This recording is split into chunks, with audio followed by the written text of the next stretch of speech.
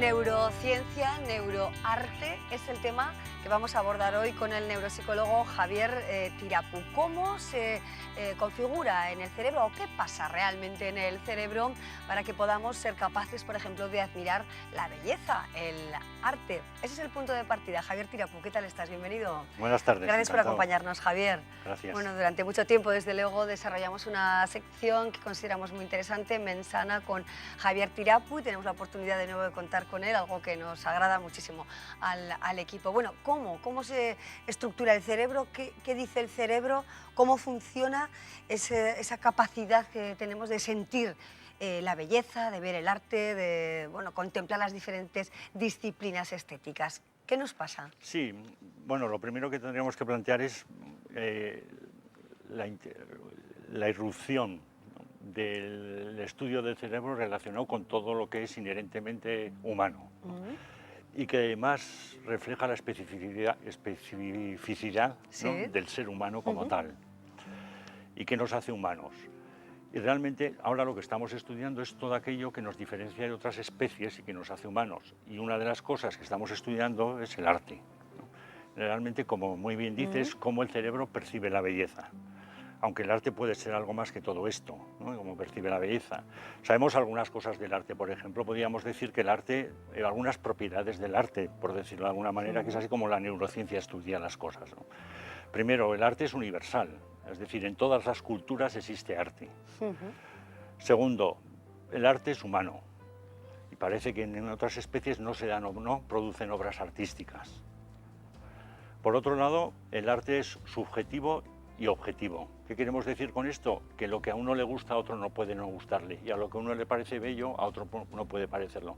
Pero hay un 10%, se calcula, al 20%, ¿no? de lo que percibimos como bello, que es universal y es inherente al cerebro humano, a la condición humana, y que se da en todas las culturas. Y como bien decías tú, tal vez la propiedad del arte sea la belleza. Sí. La belleza es un concepto también subjetivo, pero no del todo subjetivo. Por ejemplo, un día me comentaba uno, me decía, pero igual para un japonés una europea guapa no es lo mismo que para un europeo una europea guapa. Igual para un japonés es otra. Claro. Pues no es cierto. Es decir, por ejemplo, si ponemos caras a africanos, ¿no? Sí. De mujeres sudamericanas, de raza blanca, indias, ¿no? Caucasianas son de raza blanca también, ¿no? Árabes, Sí. japonesas, a unos africanos, todos eligen de todas las culturas, la que es más guapa eligen la misma. Ajá. Y eso, si vas a los japoneses y les pones de todas las culturas, eligen la misma como más guapa. Es decir, parece que tenemos un canon de belleza en nuestro cerebro universal, que curiosamente, Sí. ¿no? A veces la belleza también no tiene que coincidir con algunos otros aspectos. Es muy interesante que, en cambio, si le dices a los sujetos que no elijan quién es el más bello, ¿no? La más bella de ellas, o a las mujeres quién es el más guapo, no eligen el más guapo que eligieron antes, ¿no? Eligen otra cara. ¿Sí? ¿Qué particularidad tiene esa cara con respecto a la otra? Que es más simétrica. Todas las caras son asimétricas. Entonces, cuanto más simétrica una cara, es mejor para el cerebro. Si lo que te preguntan es con cuál de ellas tendrías relaciones sexuales y procrearías. Sí, sí, la ¿Por qué? simetría es clave. Porque en la este simetría caso, es clave, porque sí. si tienes dolor, la cara se vuelve asimétrica. Entonces, la cara asimétrica es una señal para el cerebro inconsciente de que ese sujeto ha podido padecer enfermedades y no sería un buen procreador. Bueno, interesante, es curioso, ¿no? ¿no? Desde luego. Por otro lado, Sí. ¿no? Dentro de lo que decimos del arte, a mí me parece muy importante la diferenciación tal vez entre el cerebro del artista y el cerebro del que contempla el arte, ¿no? ¿Cuáles son las diferencias, ¿no? El talento del artista. Eso. Otra palabra que ha señalado muy acertadamente, el talento. ¿El talento se tiene en los genes? Sí, como ya sabéis, yo siempre defiendo que todo está en los genes, no hay nada que no esté en los genes. Y esta es una revolución de la neurociencia que tendrá que ser aceptada algún día. Todo es genético, absolutamente todo. Pero los genes sin la experiencia no son nada. Por ejemplo, podemos hablar de diferentes tipos de arte, pero refirámonos a Mozart. Por ejemplo. Mozart fue un genio, todo el mundo dice, ¿no? Y todo el mundo acepta. su padre estaba obsesionado y su madre con la música, habían intentado enseñar a su hija, a la hermana de Mozart, la música, pero no tenía tanta capacidad como Mozart, y el padre de Mozart, que estaba obsesionado con la música, le dedicaba horas y horas al día a su hijo a enseñarle a tocar el violín con un método que entonces él descubrió y todavía no se había descubierto aquí, que era un método japonés, el método Suzuki, ¿no? Que curiosamente ahora muchos niños a los 5 años con el método Suzuki tocan el violín también como lo hacía Mozart. Pero eso no lo sabemos. Sí. Y Mozart era un genio y todo lo que tocaba era maravilloso, etcétera, etcétera. Pero la primera composición que a Mozart se le reconoció por la crítica como una buena composición musical, ¿no?, fue la 271 de su producción, o sea, que antes hizo 270 chapuzas, entre comillas. Sí, sí. ¿No? Por lo tanto, el talento, ¿no?, es la unión entre la capacidad, digamos, que tenemos para hacer arte, pero la constancia. Picasso decía, no sé qué es la inspiración, pero sé que me tiene que pillar trabajando. Así es. ¿Y cómo, vamos a ver o reflexionar un poco también acerca de obras, como estamos hablando de, bueno, pues grandes, geniales artistas, ¿no? Como te has referido a Mozart, por ejemplo, ¿no? Cómo un artista puede evocar tanto que, bueno, muchísimas personas, millones de personas en el mundo sientan admiración, deseo de contemplar esa obra, deseo de escucharla una y mil veces, ¿no? Bien, ¿Cómo? bien. ¿Qué ocurre? ¿Por qué? Bien. Sí, bueno, aquí habría que plantear primero, apartar un tema que a mí me parece relevante, ¿no?, que es la cuestión de cómo a veces se encumbra el arte, digamos, por un convenio colectivo, o un inconsciente, casi diría yo también colectivo, ¿no?, de que cuando alguien dice que alguien es un artista, y sobre todo la crítica lo dice, ¿no?, yo ya tengo una disposición en mi cerebro para acercarme a la obra de ese sujeto, positiva, para que eso me produzca, ¿no?, cierto placer. Pero cuando algo es universal, es que cuando cualquier arte es universal, es que tiene que cumplir unos criterios para ser universal y para que la gente lo perciba como bello.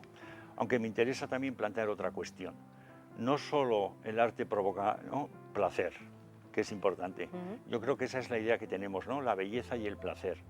Pero creo que el arte a veces puede producir diferentes emociones. Puede producir miedo, puede producir alegría, Y rechazo también, por tristeza, ejemplo, ¿no? asco como rechazo, ¿no?, sorpresa, Sí, sí. ¿no? Por lo tanto, el arte yo creo que lo que hace es activar sistemas emocionales del cerebro. ¿Qué Por hemos ejemplo, visto? el disfrute de obras artísticas, ¿qué supone para el desarrollo de nuestro cerebro y de nuestra vida realmente? Esto entonces hablaríamos del observador de la obra de arte, ¿no? Entonces lo que sabemos es que básicamente el percibir algo bello lo que hace es activar todos los sistemas emocionales del cerebro, ¿no?, básicamente en una región del cerebro que se llama la amígdala. Entonces activa sistemas de emoción. Luego activa otra región que es la ínsula, se llama la isla. Es una parte del cerebro que está como un poco, como su nombre indica, aislada, ¿no? Y ahí, ¿qué hace esa parte del cerebro? Recibe todas las señales que llegan del cuerpo al cerebro. Sí. Porque las emociones que te hace sentir esa obra se sienten en el cuerpo. Tú, si te fijas, ¿no?, y los espectadores se fijan, no sienten ninguna emoción en el cerebro. Todas las emociones se sienten en el cuerpo. Con lo cual, la ínsula lo que hace es, ¿no?, decirte que estás sintiendo una emoción en el cuerpo, te avisa. Y eso luego se dirige hacia la zona de la frente, a la zona frontal del cerebro, al córtex prefrontal, y ahí lo que hacemos es, de alguna manera, racionalizar, ¿no?, por qué esa obra nos gusta y buscar razones de por qué esa obra nos gusta. Pero posiblemente no, la racionalización no sea buena. Es decir, casi siempre buscamos racionalizaciones porque somos seres humanos y el ser humano y creo que es inherente al ser humano la curiosidad y la búsqueda de explicaciones. Eso es, preguntarnos ¿no? por qué me Pero pasa yo creo que esto muchas cuando veo veces, esta ¿no?, obra. es irracional por qué nos gusta esa obra. Claro. Por ejemplo,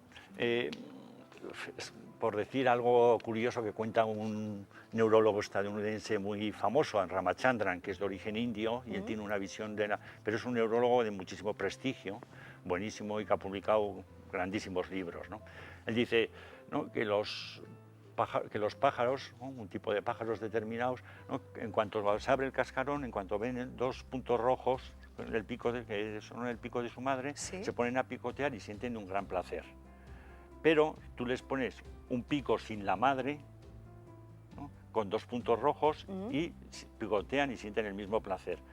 Pero les pones un palito con 2 puntos rojos y picotean y sienten ese placer o más, ¿no? Y les pones un palo que no tiene nada que ver con un pico, con 2 puntos rojos y picotean el palo con muchísimo placer. Para estos animales creo que son además las gaviotas. Bueno, en un museo de arte estarían todas las gaviotas alucinadas mirando 3 palos rojos, 3 palos colgados con 2 puntos rojos, ¿no? Es decir, parece que en ese sentido parece que podemos tener en el cerebro ciertos cánones, ¿no?, sobre la belleza, y que lo que hace realmente el artista lo que hace, digamos, es una realidad virtual, ¿no?, para crear, ¿no?, realidades paralelas a las realidades del cerebro, para que eso se sintonice con nuestro cerebro y nos produzca las emociones que nos produciría de otra manera. Por ejemplo, fíjate, vamos a hablar un momento, si quieres, del cubismo para entender esta idea. Hay una región del cerebro que procesa las caras de frente. Tú y yo ahora, como nos estamos mirando, hay una parte de tu cerebro que está activada procesando mi cara, que está aquí atrás, que se llama el giro fusiforme, y en tu cerebro está activada la misma zona. Pero un poco más arriba está una zona que procesa, ¿no?, las caras, pero no de frente, sino de perfil, en distintas partes del cerebro. ¿Qué hace el cubismo para que nos guste? Hace algo que mi cerebro no puede hacer, hace una realidad virtual. ¿Qué son las señoras de Aviñón? Una cara en la que se ve a la vez el frente y el perfil, cosa que tu cerebro a la vez no puede hacerlo. Entonces él consigue plasmar ahí 2 cosas que tu cerebro no puede hacer a la vez. Y entonces dices, ¡ay, esto es maravilloso!, ¿no? Ahí está plasmado algo que mi cerebro no puede hacer a la vez. Bueno, interesante, desde luego, para volver a ver ese cuadro y fijarnos realmente. Sí, ¿no?, fijaros y veréis que en el fondo juega con mirar cosas desde diferentes perspectivas. Eso es el cubismo, desde perspectivas juntas, solapadas, que el cerebro no podría hacerlo. Ello lo consigue hacer y a tu cerebro le maravilla. Claro. Javier, por ejemplo, si nos ponemos en situación de una persona con, bueno, pues poca capacidad de admiración del arte, por ejemplo, ¿no?, que no siente placer o que no disfruta o que no siente realmente demasiado cuando bueno, pues se acerca a una disciplina artística, bien sea la música o la pintura, la escultura u otro tipo de disciplina, ¿no? ¿Qué le pasa a ese cerebro? ¿Por qué le pasa eso? Y también, ¿qué consecuencias puede tener en su vida? Eso básicamente yo creo que es una cuestión cultural, educativa, ¿no? Y consecuencias en su vida, pues bueno, todo lo que sea estímulos para el cerebro y estímulos nuevos para el cerebro es bueno. Por lo tanto, todo cerebro que se someta a estímulos nuevos será un cerebro que se enriquece constantemente, no a estímulos, ¿no?, constantemente iguales. No está tan de moda, ¿no? Ahora, por ejemplo, estoy más trabajando con pacientes con demencias, ¿no?, y todos me vienen, cuando vienen, ¿no?, a ver si tienen una demencia y tienen problemas de memoria y tal, y es curioso, ¿no?, todos me dicen, ya hago sudokus y crucigramas y tal, eso es bueno, ¿verdad? Y les digo, ¿qué va a ser bueno?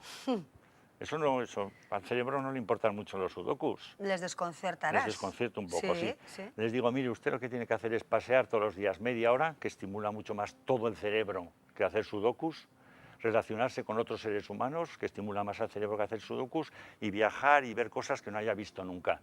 Y usted envejecerá bien, y su cerebro no se demenciará.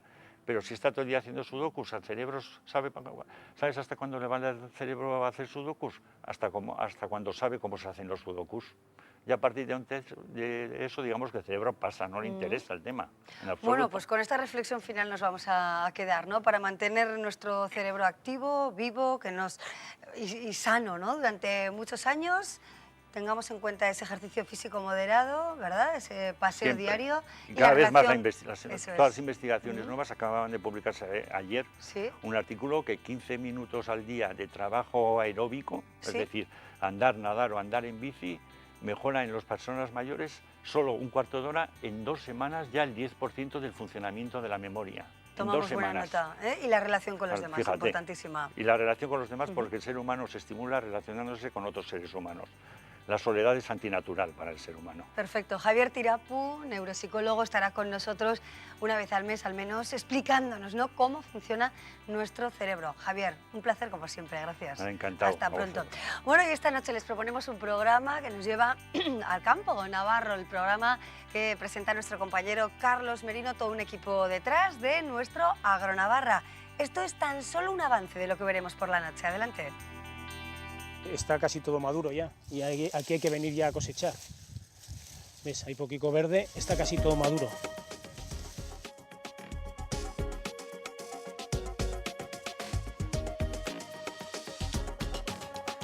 Hoy esperamos cosechar pues unas 500 toneladas. El tomate es todo pelado, todo en pera, para pelado entero. Y lo principal del tomate es que esté bien terminado, para que se pele bien en fábrica, que la maduración sea uniforme.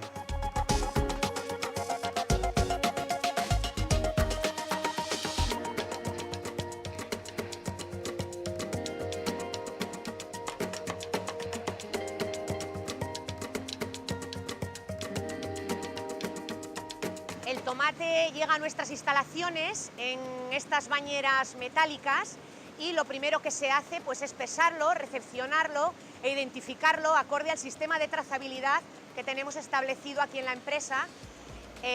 Después se llevan a cabo los controles de calidad de materia prima, en donde determinamos la aptitud de la misma, y si por C o por B hay alguna partida que no la consideramos apta para elaboración, es en el momento de la recepción cuando se desecha. A pesar de toda la tecnología, no hay que olvidar que la mano de obra humana, el repaso de aquel tomate que se ha podido colar por estas máquinas, ¿no? El ojo humano, la experiencia de las operarias a lo largo de los años, ellas deciden qué tomate es el más óptimo en color, en textura. Entonces ellas dejan pasar ese tomate al bote.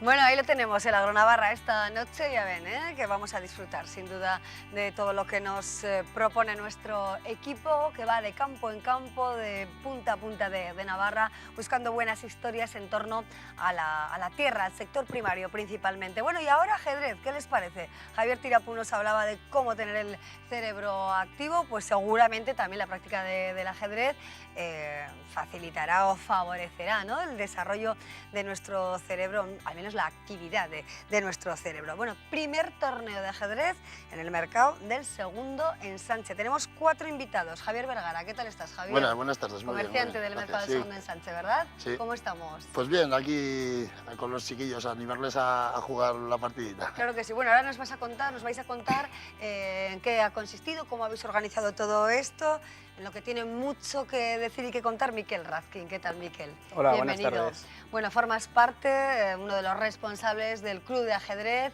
Miquel Gurea, de Burlada, ¿verdad? Sí, así es. Bueno, Miquel, ¿cómo surge la iniciativa? Contarnos un poco, Miquel y Javier. Por cierto, vamos a presentar a los chavales que tenemos aquí, que nos están acompañando y que van a jugar una partida de ajedrez, ¿no? Vosotros mismos nos podéis presentar a Sí. estos dos Bueno, niños. Pues tenemos con blancas, voy a llevar las blancas Alex Pechenko Sí. y con negras Carlota Aramendía, Ajá. ¿no? Son dos compañeros del Sí. club de ajedrez, tienen los dos 9 años Ajá. y cuando quieran pueden empezar a jugar la partida. Claro que sí. Pues ¿verdad? adelante, Alex y Carlota. Y muchas gracias por venir con ese saludo tan profesional ya que se dan, ¿no?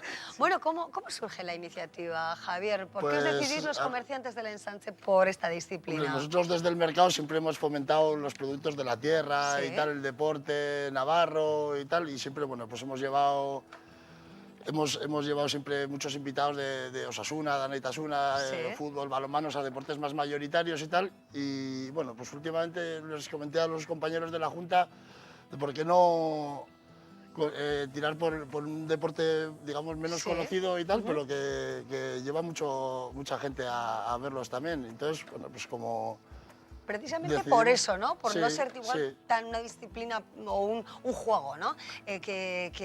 Bueno, del que conozcamos tanto todos, la población en general, pues precisamente por eso, ¿no? Como motivación quizá, ¿verdad? Sí, no, un poco para que la gente, como es el sábado además el torneo, para que la gente conozca más el juego en sí, porque es un juego bastante divertido, es bastante bonito. Ajá. Parece mentira, pero es bastante Sí. bonito el juego. Yo creo que la gente lo tiene que conocer más.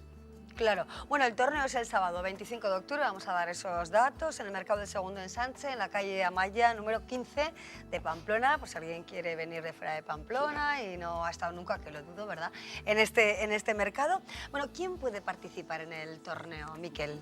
Sí, este torneo está dirigido para niños y niñas Sí. de hasta 16 años, ¿no?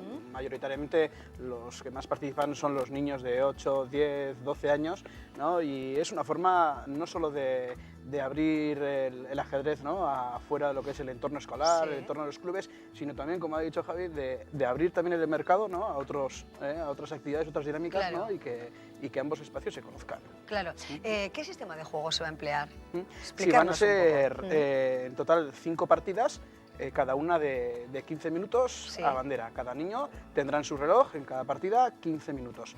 Con lo que empezará la primera partida a las 10 de la mañana, ¿no? Sí. Con que estén un ratico antes, 5 o 10 minuticos, será suficiente. Claro. Y la siguiente partida, pues pasadas las 10:30. Sí. Y así hasta la entrega de premios. Claro, y la inscripción está abierta de momento, además creo que es gratuita, ¿verdad? Sí, sí, sí. Bueno, aquí tenemos una muestra del buen hacer de estos chavales, que bueno, pues están muy concentrados, no les vamos a despistar porque No, la pero concentración... parecen imperturbables. ¿no? Efectivamente, nada, no levantan la mirada del tablero. Miquel, la reglamentación, vamos a dar alguna pista para personas que estén interesadas y que quieran venir. Sí, los niños que quieran participar, ¿no?, que sepan mínimamente, bueno, las reglas, ¿no?, pues están invitados, ¿no? Va a haber niños de todos los niveles, desde niveles, pues niños que llevarán muchísimos años jugando al ajedrez, 3, 4, Sí. 5 años jugando al ajedrez, y también hay niños que están empezando este mismo curso, ¿no?, Ajá. con lo que está abierto para todos los públicos, Claro. ¿no? Reglamentación, esto no es un torneo del CAO, si pierdes la Ya. primera partida sigues compitiendo, ¿no? El ajedrez es un juego muy democrático, ¿no? Unas veces empiezas con las blancas, ¿no?, la siguiente ronda jugarás con las negras, ¿no? Sí, va, sí. va dándose así. Claro, bueno, y hay premios, ¿no? Por cierto, Sí, sí, sí, Javier, por eso es supuesto. importante Hay premios también. para todas las categorías. Eso, para atraer a más Primero, público. segundo y tercero, sí, sí. Sí, sí. Hay medallicas para los campeones y luego habrá un obsequio para todos los Sí. participantes. O sea, no es... Todo el mundo se va a llevar algo. Sí, sí, por supuesto, por Efectivamente, supuesto. si no, pues se Aquí comprará lo que algo queremos es fomentar en el vuestros deporte puestos, y que ¿verdad? todo el mundo, deportividad, que todo el mundo Claro. salga contento de allá. Sí. ¿Y en qué parte se va a celebrar exactamente en el mercado? Pues no lo sé. Ajá. Es que, bueno, tenemos unos cuantos pasillos y Sí. vamos a intentar meterlos a todos más bien juntos porque a la vez tenemos una exposición micológica, Ajá. tenemos una degustación de pinchos y, claro, va a ser un poco locura, pero bueno. Sí. Ya lo- Bueno, ya qué los- ambiente, ¿no? La verdad. Sí, tú me sí, la compras verdad que sí. Así Vamos de a- esta manera, qué gusto, ¿eh? Va a ser un sábado de jaleo, Interesante, sí, sí, ¿verdad? sí, sí, Interesante. sí. Miquel, ¿y la afición en Navarra? ¿Podríamos hacer bueno, un cuadro de la afición al ajedrez en nuestra comunidad ya desde edades tan tempranas? ¿Cómo se fomenta realmente la práctica de este juego, con sus beneficios claros, desde luego, y con las capacidades que desarrollan los chavales también desde edad tan joven? Sí, a lo mejor licencias de niños en Navarra superan la centena, ¿no? Pero niños que practican esta actividad en los clubes y sobre todo en los colegios es muchísimo más superior, Sí. es muy grande, ¿no? Ahora con el circuito escolar de Navarra, el que participa del torneo del Segundo Ensanche, gracias a este torneo pues se está agrandando todavía más, ¿no? Y está acercándose a mucha más gente.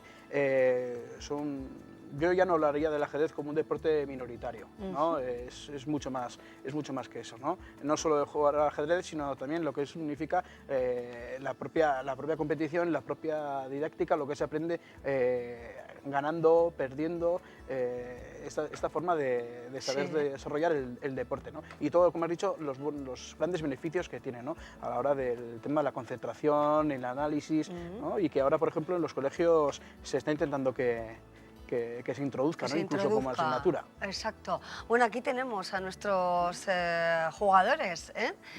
¿Cómo lo llevan, Miquel? Pues bueno, no sé, no lo veo muy bien desde aquí. Pero bueno, Alex parece que está ahí enrocado y vamos a tener una buena lucha en el flanco de dama, parece. Pero si quieres, creo que ellos estarán también deseosos, si quieres hacer alguna pregunta, Sí, claro que respondan, sí. ¿eh? Bueno, ¿qué tal, Alex? ¿Cómo lo llevas? ¿Se complica la situación o no? Más o menos, ¿no? Más o menos. Bueno, ellos están al juego, no tanto a la charla, ¿eh? Así que, Carlota, te dejamos tranquila porque ni nos miras prácticamente. Seguir jugando antes de despedirnos. Bueno, ¿qué más? ¿Cómo invitamos a la población en general a que se pase al mercado del segundo ensanche? ¿Le guste el ajedrez? ¿Le gustan las setas? Tenemos la exposición Bueno, micológica. no solo este sábado, hay que invitarlos a que Claro que vayan sí. a diario, de lunes a sábado estamos allá, los Sí. viernes por la tarde, o sea, no, por supuesto el sábado sí, porque vean, Claro. porque vean el torneo, porque vean la exposición, pero bueno, en general, todos los días estamos allá deseosos de que venga todo el mundo a comprar o a ver o lo que sea, Eso es. a captar los productos de la tierra. Exacto, a disfrutar, Eso comprar es, y eso comprar es. buena calidad, que es lo que nos interesa a todos, ¿no? Efectivamente, Que sí, sí. valoramos la alimentación especialmente. Bueno, y si nos gusta el ajedrez o no nos gusta, pero nos queremos acercar, pues para eso el Club Miquel Gurea, ¿no? De Sí, Burlada. el Club Miquel Gurea de Burlada, te hemos traído una camiseta del equipo Sí. que nos ha dado Fernando, un Ajá. compañero del equipo que ahora Sí. está malito, Sí. ¿no? Está en el hospi Bueno, y le desde mandaremos aquí... un saludo entonces, Sí, ¿no, sí, Miquel? eso. Un saludo a Fernando y que te recuperes lo antes posible. Y estés tú con todos nosotros jugando partidas. Claro que sí. Bueno, pues un abrazo muy fuerte también desde el programa a Fernando, que es un buen jugador de ajedrez y que hoy pues, no nos puede acompañar por esos motivos de salud. Que sea un éxito el torneo, la venta y todo un poco. Muchas gracias. Gracias, Muchas gracias. Miquel y Javier, gracias a Carlota y a Alex. Seguirlo adelante entre blancas y negras. ¿De acuerdo, chicos? Adiós, Carlota. Casi no nos miras, Gracias. Bueno, nosotros ahora nos vamos a marchar hasta Tudela para contarles otra historia, vean. El paro son esas vacaciones que si no de otra manera nunca me hubiera podido coger. El comienzo de Ex Reportero, la webserie de 6 capítulos escrita y protagonizada por el periodista tudelano Germán Martínez, ya deja claro el humor con el que el protagonista, él mismo, aborda el tema del paro en el que se encuentra tanto en la ficción como en la realidad. Martínez asegura que escribirla y rodarla ha sido una terapia. Mi madre me dice que ha sido una terapia, gratis además. Pero, como decía al principio de la presentación, hay que reírse. Y hay que reírse lo primero de uno mismo. ¿Por qué no darle la vuelta e intentar contar cómo serían las experiencias de una persona que se ha quedado sin trabajo, pero que en el fondo no ve la realidad porque él se cree que es buenísimo? Ya han grabado 4 capítulos que ayer se proyectaron en la presentación del Festival de Cine Ópera Prima.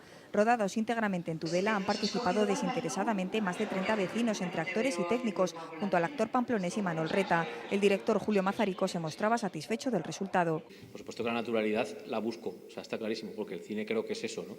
Y esa naturalidad sale con el esfuerzo y el trabajo. Cuando estás rodando se nota, es como que ya vas viendo el resultado. Los capítulos de esta webserie podrán verse en Internet quincenalmente. Esperan con este formato llegar a mucha gente y, por qué no, con suerte, darse a conocer y encontrar trabajo en el medio audiovisual.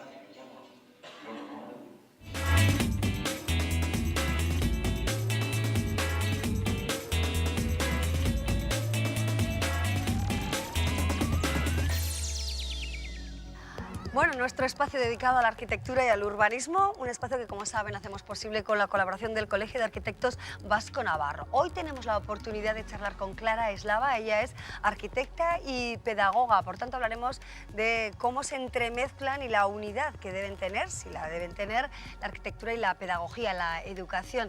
Clara Eslava es de Pamplona, es navarra, pero vive en Madrid y sé que ha hecho un hueco en su agenda para acompañarnos en el programa, así que lo agradecemos doblemente. ¿Qué tal, Clara? Bienvenida. Buenas tardes. ¿Cómo estás? Muy buenas Muy bien, tardes. muy bien. Gracias por acompañarnos. Bueno, doble vertiente, ¿no? Arquitectura y pedagogía. Ahora, bueno, que estáis precisamente disertando acerca de este tema. Tenéis una mesa redonda, arquitectura para la educación infantil. Tú eres una de las personas expertas, ¿no? Por esa doble vertiente que tienes, ¿verdad? Pedagogía, como profesionalmente soy arquitecta, digamos que la incursión en la pedagogía es una especie de camino investigador, no como Digamos, no tengo la carrera de Sí, pedagoga, sí, sí. pero sí en la investigación, digamos, posterior a la carrera, Sí. pero también a raíz de motivaciones pues, que yo creo que estaban ahí desde siempre, ¿no? Ajá. Bueno, ¿y qué te lleva, ¿no?, a reflexionar precisamente, a profundizar en la importancia de este binomio, ¿no?, de esta relación?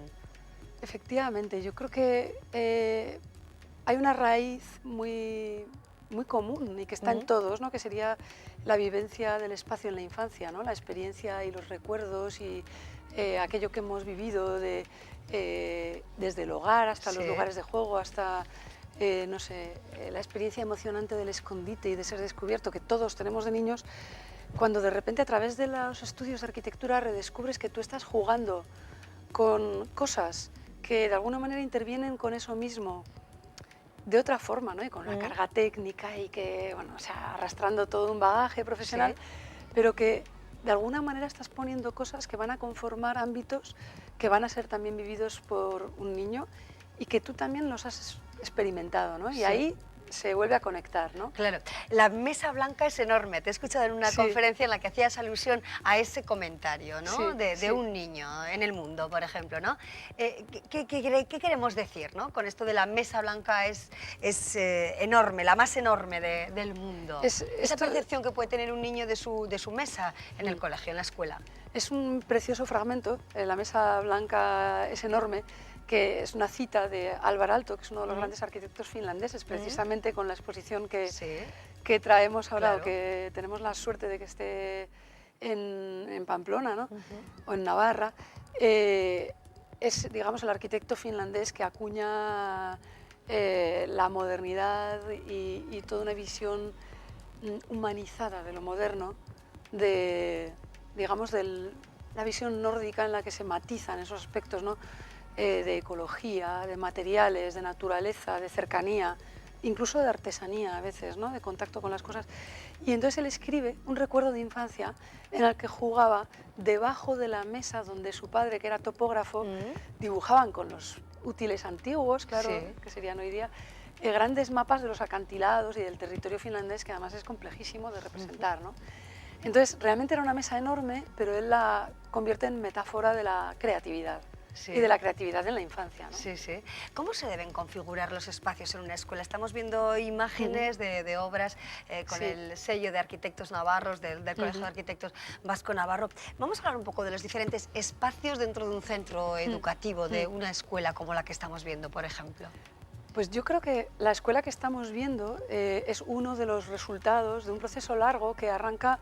Y ahí, digamos, lo conozco bien, es obligada la cita a Isabel Cabanellas, que es mi madre, ¿no?, pero que realmente, digamos, inicia una saga junto con otras gentes de Pamplona, en la que desde las escuelas infantiles municipales se abrió un debate extraordinariamente interesante y rico de que la escuela infantil podía ser algo más, ¿no? Claro, porque influye realmente la configuración del espacio, la disposición del espacio, los colores, influyen en el desarrollo también educativo, ¿no?, de una persona.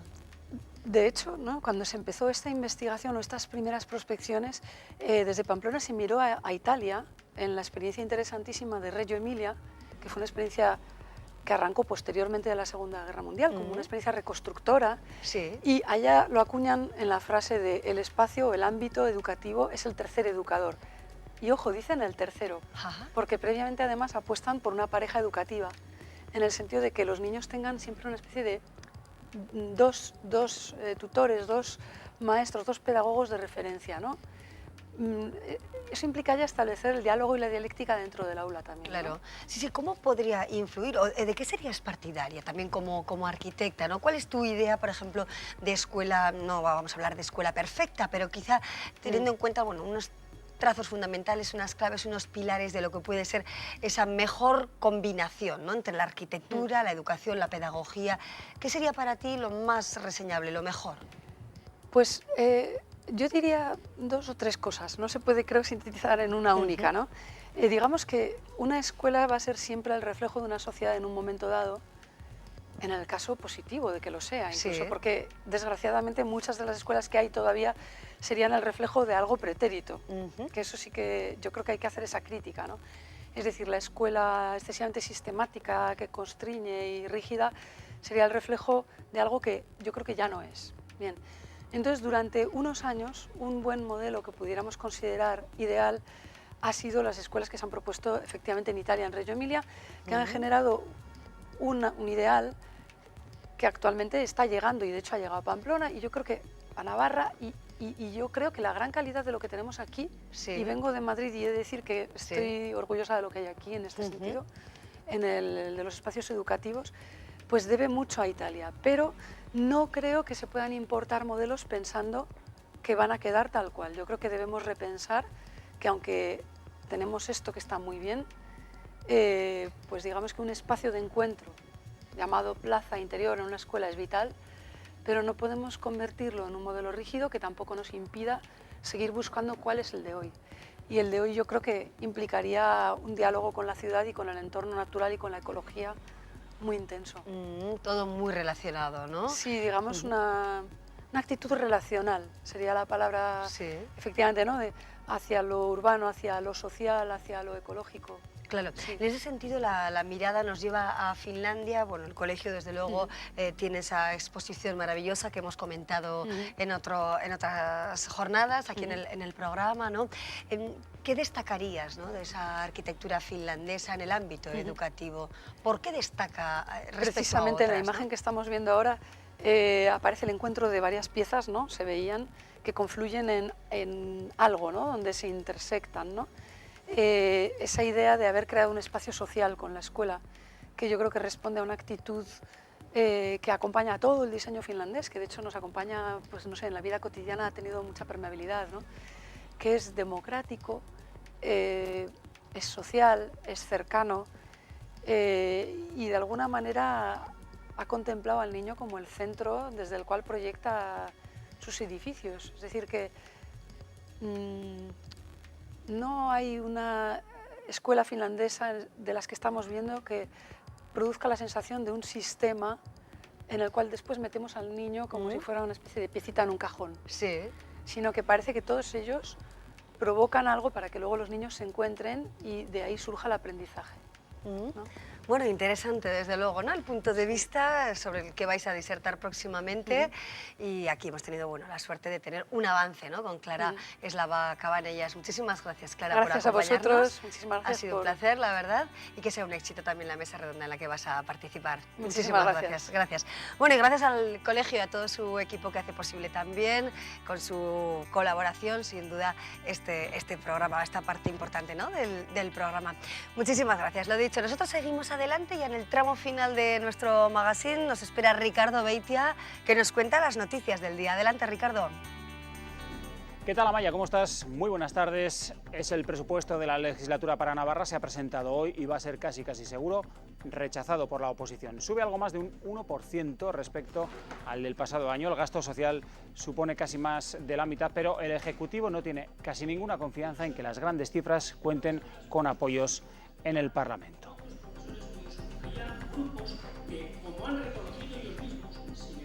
Asunto que se ha abordado hoy en la sesión de gobierno. También la reforma de la ley del Vascuence, que ha sido objeto de atención por parte del Ejecutivo Foral, ha ofrecido datos sobre matriculación en la zona no vascófona y sostiene que la demanda del modelo D supone el 5% de las matrículas y que la opción, dice, queda suficientemente atendida por las 5 ikastolas de Lumbier, Sangüesa, Tafalla, Tudela y Viana. El Ejecutivo llama a la cordura de los grupos de la oposición. Y la reforma de la ley del Vascuence, junto con la ladera de Yesa y el recrecimiento, es parte de la actualidad porque se ha construido en este entorno un nuevo cuerpo de la presa con el que la Confederación Hidrográfica del Ebro espera dotar de mayor seguridad a la zona. Y arranca en Navarra la reordenación de los canales de televisión. A partir del día 26 de este mes podremos resintonizar las televisiones y esto además va a obligar a realizar algunos cambios en las comunidades de vecinos. Les vamos a explicar qué deben hacer. Es el ganador de la Semana de la Cazolica y el Vino de este año, la propuesta del restaurante Alex Mújica, a base de sopa de ajos y bacalao, que se ha impuesto en una final disputada, a la que han llegado 6 de los hosteleros participantes. Y buenas noticias en el entrenamiento de esta mañana. Pese a su fractura de nariz, Raúl se ha ejercitado con el resto de grupos. El camerunés afirma estar disponible para el duelo del domingo. Se espera que Ansarifar y Merino también estén listos. Nino, ausente ayer, ha estado entajonado. Como terapia tras casi 3 años en paro, el periodista tudelano Germán Martínez escribió y protagoniza la webserie de humor Ex Reportero, que ayer se estrenó en la presentación del Festival de Cine Ópera Prima de Tudela. Más de 30 tudelanos han participado en este rodaje. Y lo veremos, al menos el resumen, en la segunda edición de las noticias a las 8:30 con Fermín Las Peñas. Nada más, Amaya, que pases una feliz tarde. Muy bien, Ricardo, muchísimas gracias. Nos quedamos pendientes de la segunda edición de los informativos. Muchísimas gracias a ustedes por acompañarnos, por habernos elegido. Ojalá hayan disfrutado de la tarde. Y mañana, atención, porque tenemos un programa muy especial, un especial bodas. Espero que no se lo pierdan porque viene cargado de sorpresas. Hasta pronto, adiós.